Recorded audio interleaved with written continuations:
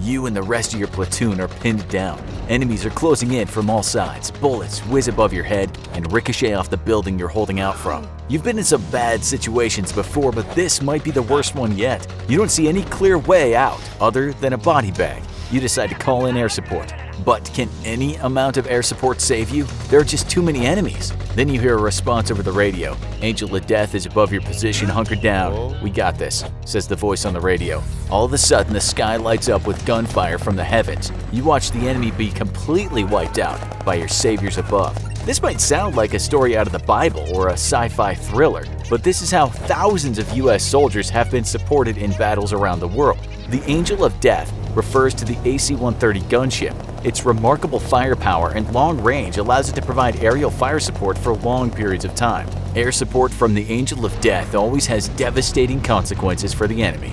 Gunships started with the AC-47. This aircraft was codenamed Spooky and used in the 1960s to support ground troops. During the Vietnam War, the gunships were used to provide extra firepower when troops needed support. The AC-47 showed the world what a gunship was capable of. Sure, it had limitations, but it's hard to argue with the successful results after a gunship came through a battlefield. Imagine being in a squad that's pinned down in the dense Vietnamese jungle. You're in the firefight with Viet Cong soldiers. You've been ambushed and you and your men are in dire straits. There are casualties on both sides as bullets fly and grenades explode. The problem is that you're outnumbered. The longer the battle goes on, the closer you are to running out of ammo. One of your squad mates calls for support.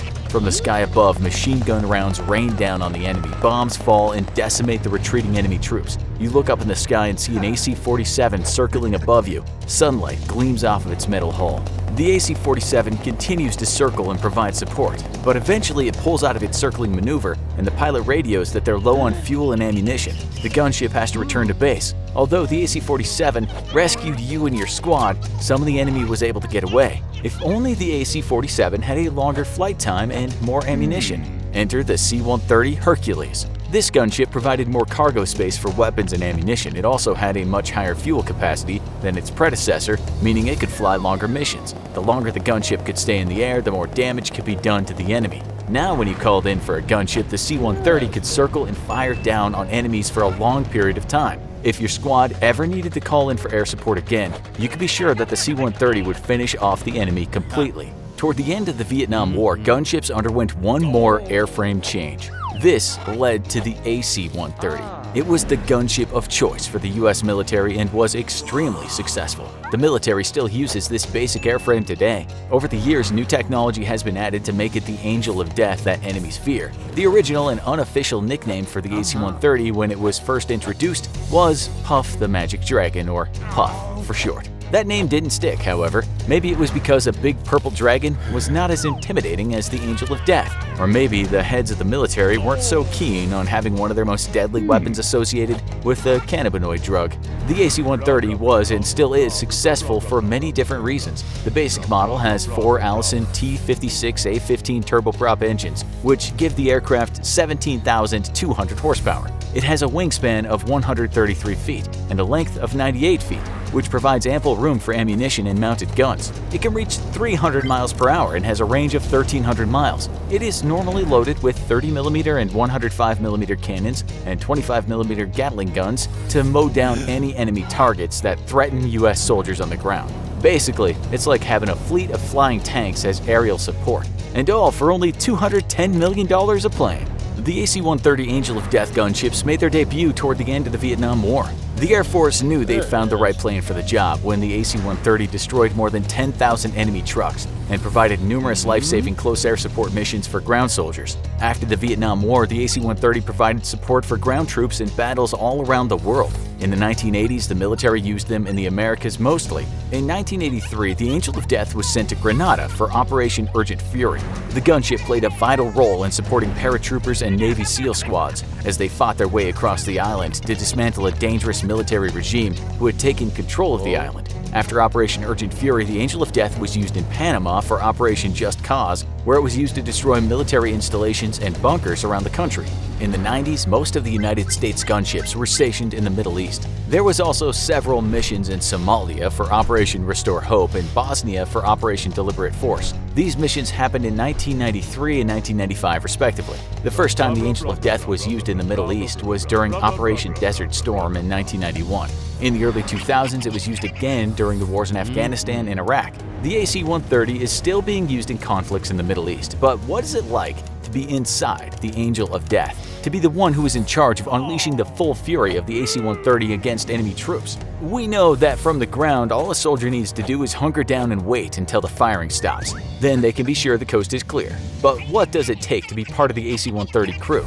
Imagine you're sitting in the flight hangar waiting for orders. You and some of the other soldiers are playing poker or watching episodes of the infographic show. It is your favorite YouTube channel. Then all of a sudden a siren sounds. You and your crewmates grab your gear and enter the open maw leading into the belly of the plane.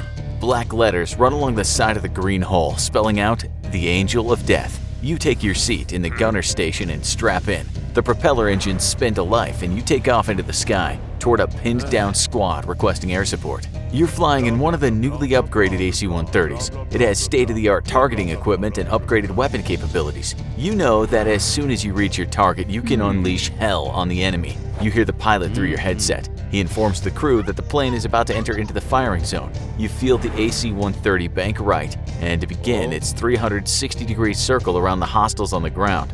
The screen in front of you flashes to life and you're bathed in the luminescent green glow of the night vision display. You can see individual bodies from the thermal imaging. Nothing is going to get by you. You're given the signal to go weapons hot. Let's do this, you say. You watch your monitor and select the newly upgraded 30mm cannons and Gatling guns. There are enemy troops advancing quickly on your allies. You unleash bullets from the guns, mowing down the enemy soldiers in their tracks. The plane carries more than enough ammunition for such a mission, so there's no need to be shy with the bullets. Your guns can fire up to 200 rounds a minute, so there are enough bullets for everyone. You hold down the trigger to force the remaining enemy troops to take cover. The dirt in front of the enemy explodes from the impact of bullets, and they're sent running for cover. You then see a new supply of troops headed toward the battlefield in an enemy transport. You switch over to the GBU-39 small-diameter bombs. These devices have precision guidance systems built into them. Once you mark a target for destruction, your bombs will hit it every single time. The enemy truck approaches the pinned-down squad. You take aim and fire. The bombs fall through the sky and detonate on top of the truck. Shards of metal and rubber fly through the air. The enemy vehicle goes up in flames as the Angel of Death continues to circle above. The enemy is no match for your firepower. Next, you switch to the 105mm M102 howitzer cannon. It's time to get serious. You see an enemy tank come around one of the buildings. It stops and takes aim at the location of your allies on the ground. Your M102 can fire 10 50-pound shells per minute with precision accuracy, but you know you'll only need one good shot. You line up the howitzer targeting the enemy tank. You take a deep breath to make sure your aim is perfect, then you fire. The shell soars through the air and embeds itself in the top of the tank.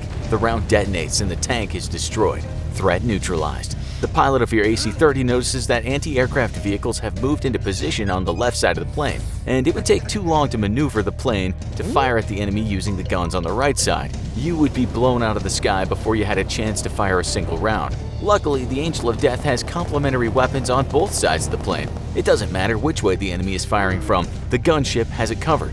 You flip a switch and your screen switches over to the guns on the left side of the plane. There's no time to waste. You fire all weapons at the anti-aircraft vehicles that are trying to shoot you out of the sky. Every single one of your shots is a direct hit. Nothing can stop you and the Angel of Death. You switch back over to the guns on the right side of the plane and continue to provide aerial support. The pilot signals an evac helicopter that it's time to move in. The chopper lands on the outside of the building that the pinned-down squad is held up in. The entire squad rushes out of the building and into the helicopter. It lifts off and flies your brothers in arms to safety.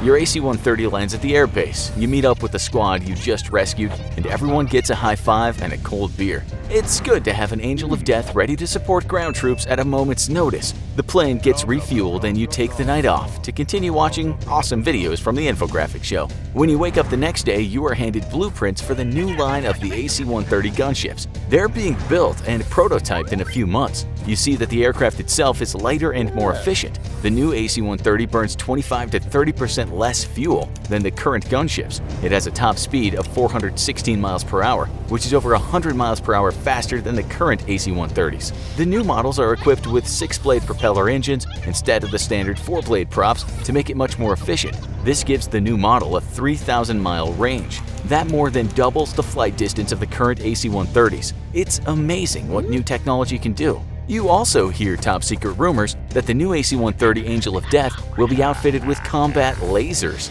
This is some futuristic firepower, but how cool would that be? You think about all the missions AC-130s have carried out, how many battles have been won and lives saved because of the air support the Angel of Death provides. It's no wonder that these aircrafts have been around for over 50 years. All you know is that you're glad the Angel of Death is on your side. If you want to learn more about cool aircraft, click on our video Most Powerful and Dangerous Fighter Jets in the World. Or if you're curious what plane could save us during the next World War, check out World War III airplane E-6 Mercury. Either video will really get this watch party to take off. Thanks for watching, and as always, don't forget to like, share, and subscribe. See you next time.